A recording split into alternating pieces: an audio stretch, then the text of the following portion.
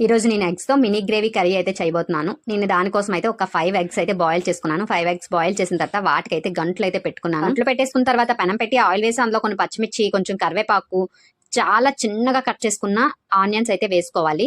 Onions ఎంత చిన్నగా ఉంటే మినీ గ్రేవీ కర్రీ అంత బాగుంటుంది. ఆనియన్స్ వేసిన తర్వాత అందులో అయితే ఎగ్స్ అయితే వేయాలి. ఎగ్స్ అయితే ముందుగా అయితే ఏం ఫ్రై చేసుకో అవసరమే లేదు, ఎందుకంటే ఇందులోనే ఫ్రై అయిపోతాయి.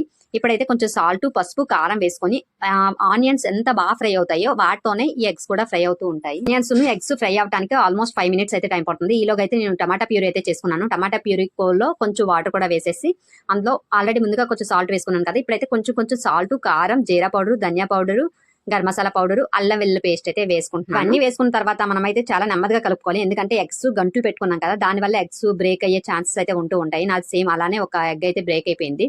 ఇంకా నేనైతే గ్రేవీ అంతా దగ్గర పట్టడానికి నాకైతే ఆల్మోస్ట్ 5 మినిట్స్ అయితే టైం పట్టింది. ఇంకా నేనైతే 5 మినిట్స్ తర్వాత చూసేసరికి గ్రేవీ అయితే చాలా దగ్గరగా అయిపోయింది. టేస్ట్ అయితే చాలా బాగుంటుంది. మీరు కూడా ట్రై చేయండి, సబ్స్క్రైబ్ చేసుకోండి. Bye bye.